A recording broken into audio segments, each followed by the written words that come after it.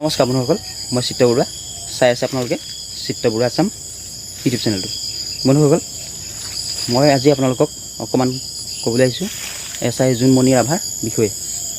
SI Jonmoni ৰাভাৰ সেই কেছটো সেইদিনাখন আচলতে হৈছিলে কি গম পায়নে?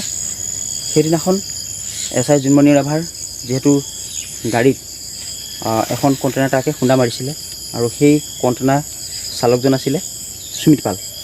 UP হয় তেখেত, আৰু ট্ৰাকখনো আছিলে UP। আৰু বন্ধুসকল, এতিয়া আমি সকলোৱে সেইদিনাৰ পৰা ধৰি আমি যিহেতু মাত মাতি আহিছোঁ যে জোনমণি ৰাভা ন্যায় পাব লাগে, জোনমণি ৰাভাই ন্যায় পাব লাগে, সকলোৱে চিঞৰি আহিছোঁ নহয় জানো? এতিয়া ইমান দিন যে আমি চিঞৰি আহিলোঁ, এতিয়া সকলো তথ্য লাহে লাহে এতিয়া ফাদিল হ'বলগীয়া আছে। এতিয়া CBI সকলো তথ্য এতিয়া লাভ কৰিছে। এতিয়া এজনৰ পাছত এজন সকলোকে জেৰালৈ আনি আছে।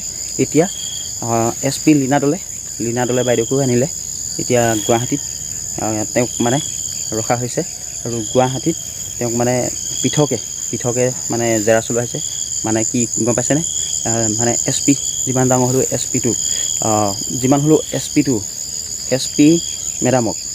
SP মেডামক আন ব্যক্তিগতে মানে জেৰা চলোৱা হোৱা নাই, তেওঁক মানে পৃথকে ৰাখি জেৰা চলাই থকা হৈছে। আৰু সকলোৱে বিচাৰিছিলে যে দোষী উচিত শাস্তি পোৱাটো।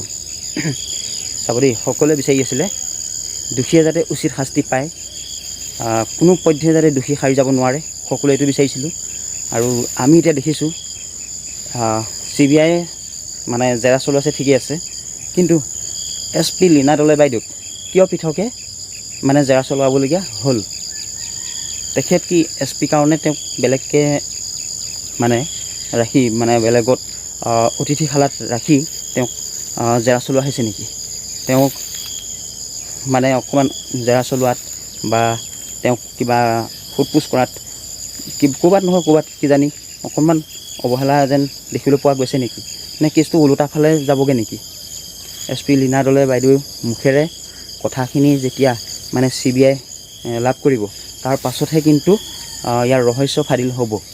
এতিয়ালৈকে SP লীনা দলে বাইদেৱে কি কথা ক'লেনো আৰু CBI কি তথ্য লাভ কৰিলে, কিন্তু এতিয়ালৈকে সাংবাদিকসকলৰ আগত একো প্ৰকাশ পোৱা নাই, কোনো মিডিয়াৰ আগত মানে প্ৰকাশ পোৱা নাই।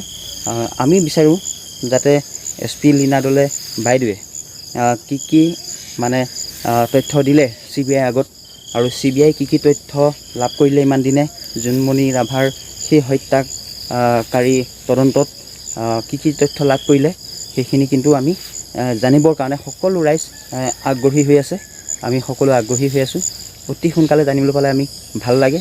আৰু আমি যিহেতু ইমান দিন ধৈৰ্য ধৰি আহিছোঁ, আজি 2 মাহ পাৰ হ'ল, 3 মাহ হ'ব হ'লহি, কিন্তু আজিলৈকে জোনমণি ৰাভাৰ হত্যাকাৰী চিনাক্ত কৰিব পৰা নাই। আমি ভাবোঁ অতি সোনকালে CBI জোনমণি ৰাভাৰ হত্যাকাৰীক চিনাক্ত কৰিব আৰু উচিত শাস্তি দিব। জোনমণি ৰাভাৰ